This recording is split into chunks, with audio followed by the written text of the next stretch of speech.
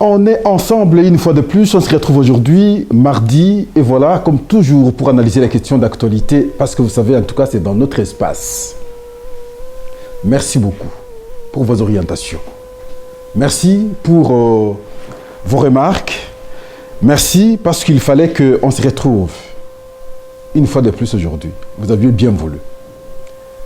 Et nous avons reçu beaucoup d'appels. D'autres nous ont dit...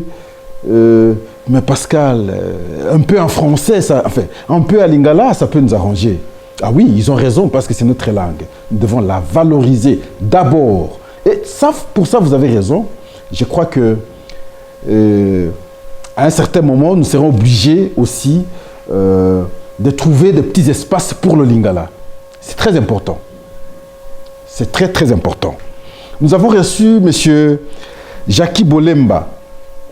Il est à Paris, en France exactement. Et alors, nous avons échangé avec lui. Il nous a communiqué également ce qu'il pense sur l'avenir du Congo. Nous avons aimé. En tout cas, nous le remercions. Au moins, pour l'émission d'hier, nous avons reçu beaucoup d'appels de la France. Parce qu'avant-hier, c'était les États-Unis. Mais j'attends les Belges. Où sont nombreux les Congolais? J'attends les Belges. En tout cas, merci. C'est ici notre cadre d'échange. Et nous devons continuer ainsi. Aujourd'hui, nous allons échanger autour de 2 points. Mais le premier, c'est à titre d'information. Parce qu'hier, nous vous avons dit que probablement, heureusement, nous avions dit, probablement le mercredi, le gouvernement pourrait être investi. Non, le gouvernement alors ne sera pas investi demain. Soit les 10 ou les 11. C'est ce qui ressort des échanges entre Vital Kamerhe, président de l'Assemblée nationale, et Félix Antoine Tshisekedi, président de la République. Ils ont échangé hier sur ce qui semble être une crise après la sortie du gouvernement. Et, je vais dire, 2 dates ont été alors avancées, le 10 ou les 11, le gouvernement sera alors investi. Mais en même temps, ils ont pensé, pas ils ont, parce que pour une ordonnance, ça ne dépend pas du président de l'Assemblée nationale, c'est l'appréciation personnelle du chef de l'État. Il semblerait, moi je ne veux pas confirmer, qu'une ordonnance pourrait être prise, une ordonnance complémentaire pourrait être prise pour nommer cette fois-là le ministre en relation avec le Parlement. Quand j'ai appris ça, Pascal, j'ai dit que je ne suis pas d'accord. Ça risquera d'être une humiliation pour le chef de l'État. Ça donnerait l'impression comme si la première ministre n'a pas maîtrisé le secteur, ou tous les secteurs. Ce ne sera pas une bonne chose. Ce sera une grave erreur affichée à la face du monde. Et moi, je n'encourage pas cela. Nous avons la fonction publique qui existe. Je m'en souviens, bien avant, on n'avait pas aussi son ministère. Ce n'est pas pour autant que l'Assemblée nationale ne collaborait pas avec le gouvernement. À partir du moment où c'est que nous voyons arriver, est-ce que vraiment il est important de prendre une deuxième ordonnance complémentaire comme qui rectifie l'erreur? Non. Je n'encourage pas cela. Il y a des ministères qui ne valent rien. Prenons l'exemple du ministère de la Jeunesse. En toute réalité, ce ministère fait quoi au pays? En toute réalité, le ministère de la Jeunesse fait quoi? Son ministère avait son sens lorsqu'on parlait du sport, jeunesse et loisirs. Parce que dans les sports, on trouvait les jeunes et on pouvait prendre en charge ces jeunes qui sont dans les sports. Mais depuis qu'on a scindé, son ministère fait quoi pour les jeunes? Vous avez le ministère de développement rural. Je crois que c'est comme ça. Et vous avez le ministère de l'aménagement du territoire. Bon, je ne sais pas, la différence, c'est à quel niveau? aménagement du territoire, développement rural. Quand vous n'aménagez, c'est le développement. Et le rural, le territoire est rural. C'est clair. Le problème, c'est à quel niveau? Comment scinder? Et voilà, moi je pense, à la place même d'avoir 54 ministres, on aurait dû avoir 52, 53, même 50, si on pouvait compresser et supprimer certains ministères en toute réalité qui n'ont pas de sens d'exister. S'il vous plaît, Pascal dit, ce ne sera pas prudent, ce ne sera pas conséquent de prendre la deuxième ordonnance complémentaire pour la nomination du ministre en relation avec le Parlement. J'ai dit. La question du jour, c'est la question sécuritaire. La question du jour, c'est l'évolution de cette question sécuritaire, évolution parfois que nous ne savons pas observer directement, alors que beaucoup de choses changent. Hier, je vous avais parlé de l'engagement, la détermination du président de la République. Cet engagement qui a été appuyé à un certain moment par l'ancien vice-premier ministre de l'Intérieur, enfin de la Défense. Ici, je parle de Jean-Pierre Bemba, qui a quitté la Défense pour le transport. Hier, je vous disais qu'il a fait un travail énorme. Et aujourd'hui, j'ai encore d'autres illustrations.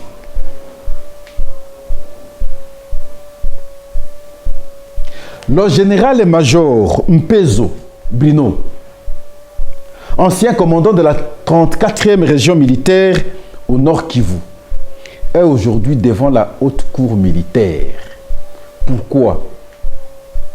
Parce qu'il a eu à détourner la ration militaire. 3 mai 2024, l'instruction de la cause opposant l'auditeur général ministère public au général-major Mpezo Mbele Bruno, ancien commandant de la 34e région militaire. Ces derniers est accusé avec le colonel Mboma Boukila, directeur des finances de la dite unité, pour avoir détourné 20 000 $ américains, soit 241 millions de francs congolais destinés à la défense de la ville de Goma. Devant les juges, les deux prévenus ont reconnu avoir perçu cette somme. Cependant, les reçus des fonds remis aux unités opérationnelles sont restés au bureau à Goma, ont-ils dit. Par contre, ils ont indiqué que les documents justificatifs faisaient défaut, dans la mesure où l'argent était en cours d'utilisation suivant la grille de répartition du chef d'état-major général des FARDC. Faux, a rétorqué le ministère public, qui a soutenu avoir été sur place à Goma et n'a trouvé entre les mains du comptable que 3 600 $ américains seulement mis à sa disposition pour les frais funéraires. S'il est vrai que les reçus existaient, Monsieur le Président, c'était à cette occasion d'aller insister pour que nous puissions récupérer ces reçus. Nous étions sur place. Les reçus n'existent pas. Mais par rapport à ce deuxième cas-là, nous avons recherché la dame Kalumbis auprès de qui il avait laissé l'argent. Et cette dame avait été entendue, Monsieur le Président, de ces juges. Ces reçus-là n'ont jamais existé. Et à votre niveau, vous avez même la possibilité d'agir par voie de commission rogatoire et vérifier si effectivement ces reçus existent. Ces reçus n'existent pas. Nous avions posé la question avant même de nous transporter sur le lieu. Pendant que nous étions ici, il nous a donné aucune indication. Nous arrivons sur place, nous avons vérifié, rien du tout. Et l'on se dit que l'argent était en cours d'utilisation. Donc on ne pouvait pas justifier. L'argent était en cours d'utilisation. Puis s'ils avaient reçu 241 millions de francs congolais, nous devions trouver cet argent-là. Mais sur les 241 millions en cours d'utilisation, on n'a rien trouvé en dehors de 3 600 $. Donc les chercheurs disaient au lieu de vous dire la vérité.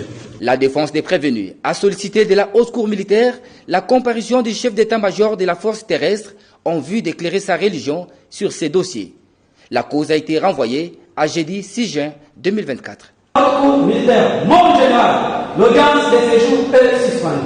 Mais nous savons comment les Congolais prononcent les choses. Même si qu'on soit de la partie Est, qu'on soit de la partie Ouest, qu'on soit de l'Est, qu'on soit du Nord, nous savons, nous connaissons, les Congolais se connaissent. Soulevez, ne fût-ce que l'air non, vous sentez qu'il s'agit effectivement des Rwandais. Mais ils ont occupé des fonctions ici. Des gens comme ça, s'ils sont en opération, ils sont dans les commandements. Vous pensez qu'on peut avoir quels résultats? Voilà le fruit de ce qui a été pensé, l'effort qui a été fourni. Et on commence maintenant à atteindre ces objectifs. Ils se sentent aujourd'hui mal à l'aise. Pourquoi ils se sentent mal à l'aise? Parce que ce travail d'identification des infiltrés s'est fait. Le travail de l'identification des non-congolais s'est fait. D'autres me posaient la question hier, mais Pascal, vous parlez souvent de l'identification des infiltrés. Où sont ces infiltrés en question? Voici la preuve. Ne me posez pas cette question, au moins que vous ne soyez pas vous aussi congolais. Quand vous allez à Ndolo, vous allez les trouver, ils sont très nombreux, ceux qui sont arrêtés. Beaucoup ont fui, ont quitté ce pays. Pourquoi un Congolais peut fuir son pays pour aller où? Voilà la preuve. Ils sont là. Une fois de plus, je pense Augustin Prêt, ils peuvent vous balancer. Suivez, que ce soit leur prononciation, que ce soit leur visage, que ce soit leur nom, que ce soit leur langue, parce qu'ils parlent en Kinyarwanda en même temps. Ils parlent en Kinyarwanda, clairement. Et vous allez comprendre qu'il s'agit en tout cas des Rwandais. Et nous avons été dirigés par les Rwandais pendant longtemps. Et c'est comme ça que Paul Kagame, depuis toujours, disait, vous n'allez pas gagner la guerre. Mais il avait raison parce qu'il savait qu'il a su nous infiltrer. Les militaires congolais, non, les militaires au Congo étaient des Rwandais. Non, ce travail doit continuer. Augustin peut nous balancer l'élément et pouvons nous suivre. Subalternes qui ont quitté le gouvernement congolais par rapport à tout ce qui se passe, l'injustice, la division, la maltraitance, ils ont choisi de venir donner main forte au M23, donner leur sang, servir la cause noble et juste. Vous allez vous demander vous. Ah oui. Moi, je le colonel Josué Biyoyo. Je suis le fils de la Révolution. On est là, c'est à la maison. Moi, c'est le colonel technicien d'état-major Balingen Saddam. Je suis le commandant 21e brigade Observance. Je suis aussi venu prêter main forte à la Révolution. Merci beaucoup. Mimi colonel Niragire Karibushi Kifaru. Nilikuwa kiongozi wa 305e regiment pa Sud Kivu. Nitwa Majoro Mpiriwe Muganza Frederic. Nabaga muri police nationale congolaise. Nabaga igoma mu mugi. Iki tumye ndi hano uyu munsi ni ivangura ry'amoko rirenze urugero.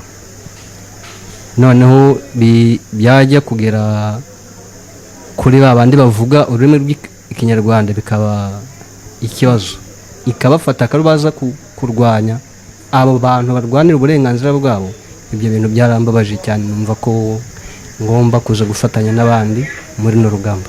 Banyita Capitaine Hodari Gandika, nkaba nabaga muri 34e région militaire muri unité bita régiment service yabaga aho bita Sake. Nakoze. Nakwibuka natekereza ibyo bakora n'ibikorwa byabo kandi nkabona barahabwa agaciro kundusha njyewe kandi ari njyewe uvuka mu gihugu hagati.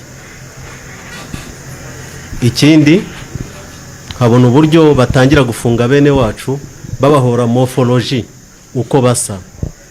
Ibyo byose bikambabaza, nkabona nta mpamvu gukorana na government.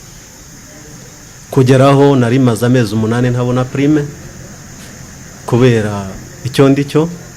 Nyuma yaho service za renseignement zitangira kujya ziza kunshaka aho ntuye, ntacyo nzira, nta wandeze, nta epreve, nta plenya, nta kirego. Ibyo byose bituma ngana inzira nsanga njyaho hazampa inzira y'amahoro, ahazaduha igihugu, kuko ndabona ko nta gihugu twari dufite. Murakoze. Nge banyita Capitaine Bahati Mapendo Fidel. Nari S3 bataillon yakoreraga ahantu biti Numbi. Nanjye naje kwiripotinga muri M23 hejuru y'ibibazo nari mfite mu mayinite nari ndimo, kuko igihe cyose aba ofisiye twabanaga bavuga ngo ya M23 ni abanyarwanda, abantu bari Masisi ni abanyarwanda, ntabwo ari ubutaka bwabo, nuko bagomba kubarasa bakabasubiza iwabo. Kisha rimwe ugasanga bagenzi banjye bavuga ngo kwanza nawe turakureba tukabona udutera ubwoba kuko ntabwo tuzi wowe niba uri uwahe. Nanjye mutima nkavuga aba bantu wenda hari igihe bazahita banandasa, ahubwo nashakisha inzira nkagenda nkafatanya na bagenzi banjye. Murakoze cyane. Kubw'amahirwe y'Imana mbona banyohereje ku ntambara ahantu bita mu Ruhuha, bampereza abasirikare, twari amakuru yagera kuri 4. Tugeze ku Ruhuha ubwo twari duteganye ni force za M23, noneho baduteye amakompora, mpita mbona umwanya wo kugira ngo ngende nge kwiripotinga muri M23 mpageze, nuko mbasobanurira ikinzanye ko niripotinze kandi nje gufatanya nabo, barambwira ngo karibu ngwino nta kibazo. Murakoze. Murakoze fande. Major Burima Soja, nahunze FRDC, nafunzwe 2012, mfungwa imyaka 7. Bakurega iki? Nzira revolution ya M23. Alors aho mfunguriwe ntashe ngeze Bukavu, batangira kunshakisha ko bishoboka ko ndi traitre. Hari abasirikare babona droit, hari abasirikare babona prime, hari n'abasirikare batashinzwe kubona prime muri FARDC. Merci. Boingue Paul. Oui. J'ai quitté le FARDC à cause de tout ce que j'ai remarqué pendant 20 ans, le problème d'antivaleurs qui gangrène cette armée. J'ai décidé de rejoindre l'armée révolutionnaire congolaise en vue d'aider à débarrasser tous les antivaleurs qui se trouvent dans cette armée. C'est une lutte, nous voulons bien que, et avec Dieu, nous savons que ça doit aboutir. Merci. Capitaine Gashabuka Jacques, nilikuwa komanda komisaria wa polisi Amunigi mu territoire de Nyiragongo. Chenye kiracha nimefika hapa, nilikuwa napanga patrui. Wakati mimi naenda kupatrui pamoja na wenzangu wa polisi wenzangu, tunakutana na wazalendo wa FDLR wa Burundi, tunaenda fanya ni patrui mixed.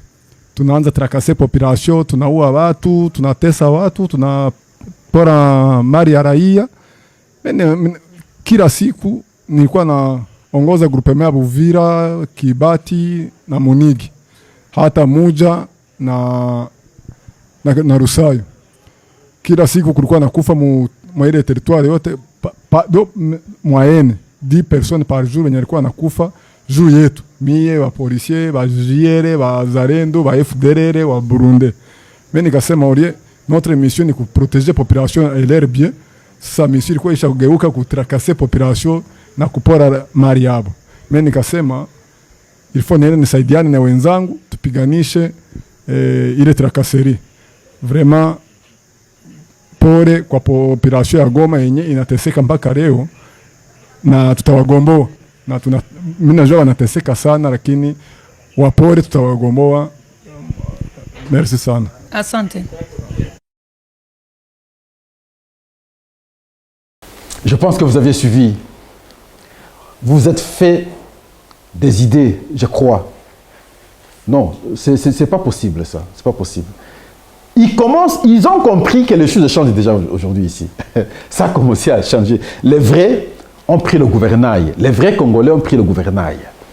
Ils conduisent le pays maintenant. Petit à petit. Ça ne pouvait pas se faire brutalement. Il fallait aller progressivement, stratégiquement, intelligemment. Nous y sommes, petit à petit. Là, c'est les Rwandais. À ce jour, je vous parlais hier aussi de les effets de la diplomatie du chef de l'État, hier. Mais aujourd'hui, il faut parler de la tension diplomatique entre le Rwanda et la Belgique. Pourquoi? Parce qu'il y a eu un documentaire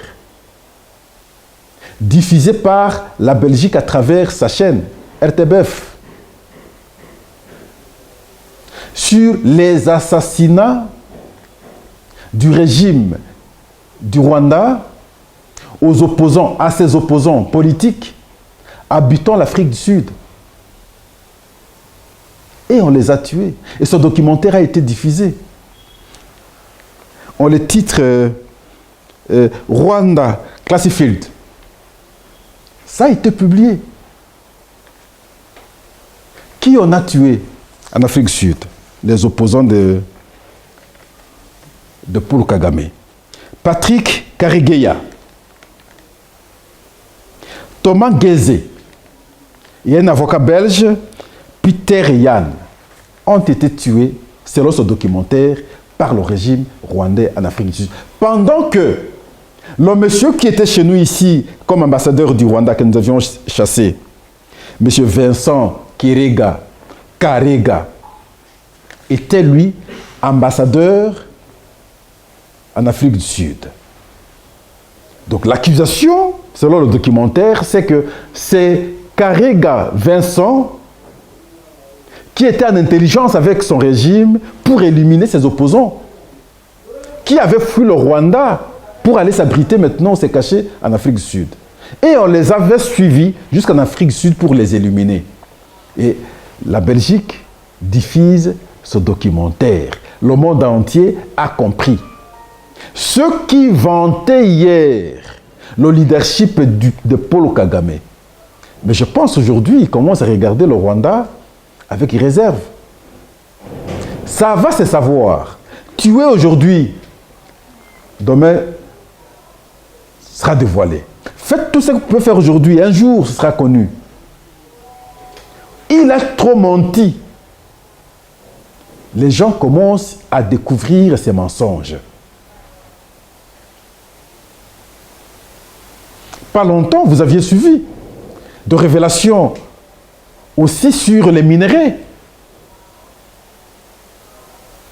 Les journalistes ont démontré clairement que le Rwanda n'a pas de minerais. Ce qu'il prétend avoir comme minerais sont des minerais de la République démocratique du Congo. Ce sont des révélations qui se font jour au jour. Et ça va se connaître, ça va se savoir. Et c'est connu d'ailleurs. Il n'y a plus de secret. La question du Rwanda. Mais nous avons compris. Mais tout ça, quel peut être en fait le comportement d'un citoyen congolais à ce jour? C'est la leçon que nous devons tirer. La prise de conscience. Ne trahissez pas votre pays. Est-ce que vous pouvez imaginer quelqu'un comme Corneille Nangaa aujourd'hui en intelligence avec le Rwanda? Un pays qui a tué nos frères et sœurs, des millions de personnes. Chers frères, ne faisons pas comme Corneille Nangaa. Nous devons aimer notre pays. Nous devons tout faire pour que nous puissions transformer notre pays. Si le petit Rwanda, on l'apprécie du fait simplement qu'après avoir volé les minerais de la République démocratique du Congo, pour cacher tout ce qu'il fait comme mal contre les autres, et il impose une petite modification dans son pays en termes de développement, mais pourquoi nous ne pouvons pas le faire? Lorsque vous avez une responsabilité, la première lecture que vous avez de fait, c'est comment voler des millions. Et le débat chez nous, c'est le détournement des millions de dollars américains. Ça veut dire que nous n'aimons pas notre pays. Parce que l'argent que nous détournons, c'est le même montant que nous allons chercher aux institutions de Bretton Woods. 100 millions, 200 millions, 300 millions. Vous allez chercher cet argent aux institutions de Bretton Woods pour rembourser avec difficulté. Mais au même moment, vous-même, vous détournez ici des millions de dollars américains. Nous n'aimons pas notre pays. Vous êtes un militaire, on vous envoie à l'Est. Parce que nous avons un problème, ces gens nous tuent depuis tous ces temps. L'argent des militaires pour les encourager à pouvoir faire la guerre, et c'est cet argent que vous vous détournez. Et vous dites, je suis congolais. Vous n'aimez pas votre pays. On vous donne une responsabilité. Construisons nos routes. Mais votre facture n'est pas correspondante. Toujours des surfacturations. Ce qui allait coûter 1 000 $, pour vous, c'est 10 000 $. Et le gap est là, c'est vous qui gagnez. Un individu au détriment de la nation. Mais nous n'aimons pas notre pays. Mais j'ai toujours posé le problème, chers frères et sœurs. Comment identifier les meilleurs? Comment confier des responsabilités aux fils et filles congolais qui ont des capacités sincères à pouvoir, en tout cas, servir la nation? Comment? Il y a d'autres qui m'ont dit, mais Pascal, on peut estimer tel. Mais demain, lorsqu'on les confie une responsabilité, la conséquence, par après, c'est la déception. Mais qu'est-ce faire? Qui maintenant faire? À qui faire confiance, en fait? Il y a encore des gens. Je vous ai toujours appris les méthodes d'observation pour connaître quelqu'un. Je vais souvent en psychologie, l'observation. Interne et externe, l'introspection et l'extrospection. Prenez ces deux observations pendant longtemps, ayez le bulletin de la personne, et je pense que vous pouvez connaître la personne. J'évoque souvent une notion philosophique, la discursivité. Tous les faits que chacun de nous pose nous dégage un message. Ça peut nous aider. Curieusement, aujourd'hui, on n'interroge plus les services de sécurité pour checker chacun de nous, nous produire le bulletin d'information de chaque individu. Avec sincérité, sans corruption, sans intention de gagner quelque chose par après.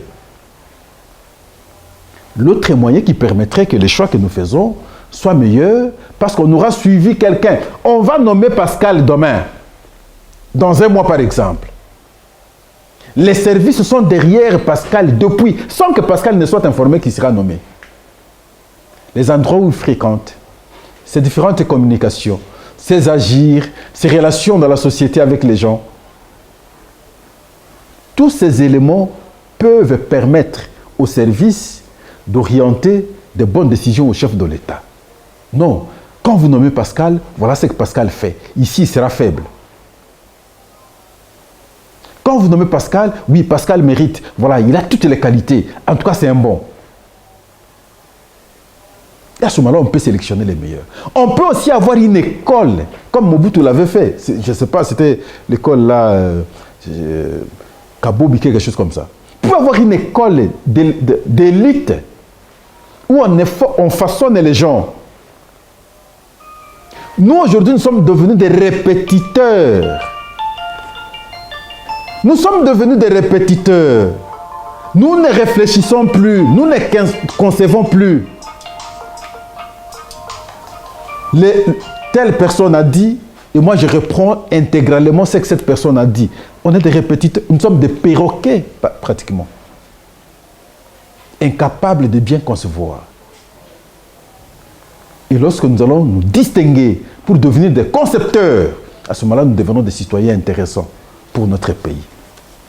Ayons des gens comme ça, aimons notre pays. Et voilà, nous avons le gouvernement, nous avons les assurances qu'il sera investi les 10 ou les 11, nous avons de nouvelles têtes qui ont intégré cette équipe gouvernementale. Espérons qu'ils vont faire un bon travail pour la nation. Parce que les 100 premiers jours, face aux défis, aux difficultés que connaît aujourd'hui la population, les réactions ne vont pas retarder à dénoncer le gouvernement actuel, l'équipe gouvernementale actuelle. Et voilà pourquoi cette équipe a tout intérêt, dès le début, commencer à poser les actes, parce que les attentes aujourd'hui, c'est depuis les élections. Nous avons consommé un retard de beaucoup de mois.